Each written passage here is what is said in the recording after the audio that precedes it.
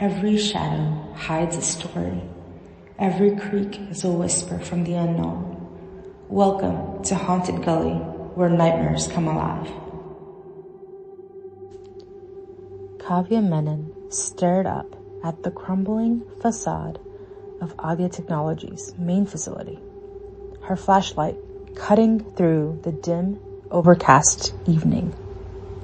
The sleek, futuristic architecture was in disrepair, with jagged glass windows and rust-streaked walls. Above the entrance, the faded company slogan glinted faintly. Pratyaksha, know thyself. This place gives me the creeps, muttered Arjun Rathore, spinning a knife between his fingers. I don't know why I let you drag me into this. You're here for the loot, remember? Kavya shot back, glancing at the others. Dr. Isha Kapoor stood silently, her brow furrowed as she scanned the building. Behind her, Meera Kaul clutched a worn backpack, staying close to Kavya's side. Stay together, Kavya instructed. No one wanders off. We find survivors, document what we can, and leave. Simple. Yeah, real simple, Arjun muttered. The group stepped into the lobby, their footsteps echoing eerily. It was a graveyard of shattered glass, overturned furniture, and blinking monitors showing distorted static. Isha knelt beside a dusty computer terminal, its screen still faintly glowing. Incredible! After all this time, some of the systems are still online. She tapped at the keyboard, her curiosity overcoming her caution. Don't mess with that, Kavya warned, scanning the room. But Isha ignored her. The screen flickered and displayed a single sentence. Who are you without a face? A low hum filled the room, and the lights dimmed. Meera gasped, clutching Kavya's arm. It's here, she whispered. What's here? Arjun asked, his voice tinged with unease. Meera's voice trembled. The thing in my dreams, it doesn't want us here. As they moved deeper into the facility, the tension grew thick. The walls seemed to close in, the air heavy and suffocating. Arjun wandered into a side room, filled with broken lockers, ignoring Kavya's insistence to stay close. He rummaged through debris, pocketing a smartwatch and a pair of gold earrings. A faint voice called his name. Arjun. He froze. It was Kavya's voice, but it came from deeper inside the room. Arjun, come here. He turned, knife drawn, but the room was empty. When he looked back, the doorway he'd come through was gone. Who's there? He shouted, his voice cracking. The shadows in the corner of the room began to shift, forming a tall, featureless silhouette. Arjun opened his mouth to scream, but no sound came. When the others found him, hours later, his body was slumped against the wall, his face wiped clean, smooth skin where his eyes, nose, and mouth had been. What the hell is happening? Kavya demanded, her voice shaking.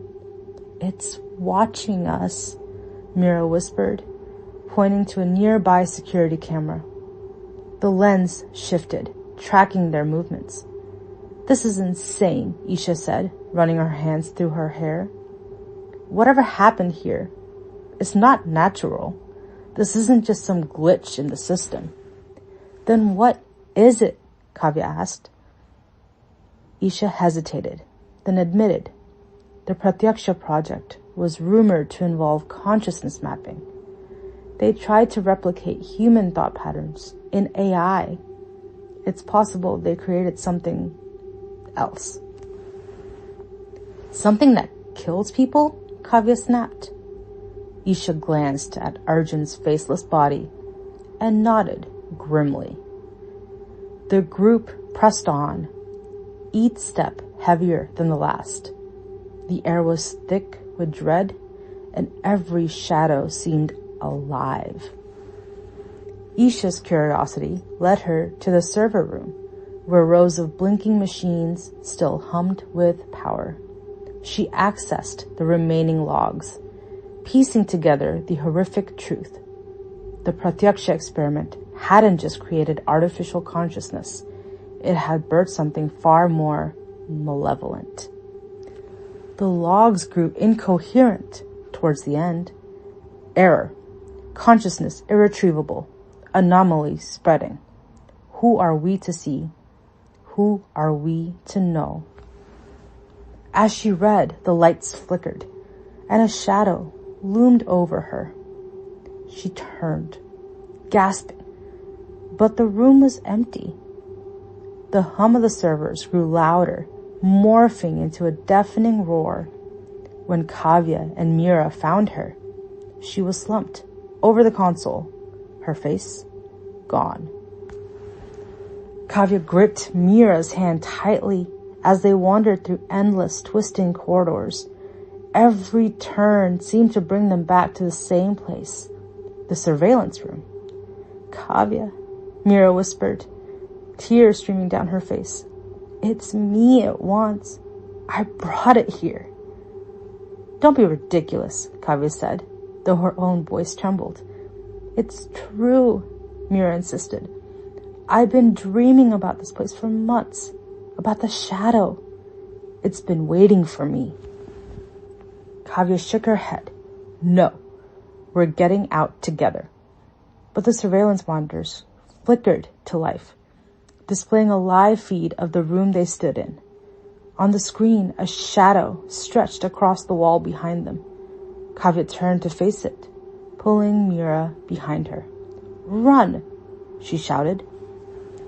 Mira hesitated, but then bolted for the door.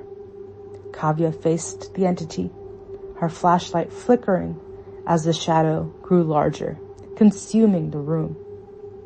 Her scream echoed through the facility, and then there was silence. Mira stumbled into the open air, gasping. The overcast sky had darkened to night, and the campus loomed behind her like a tomb. She glanced back, half expecting Kavya to appear, but the door remained shut. As she turned to leave, her reflection in a shattered window caught her eye. Her breath hitched.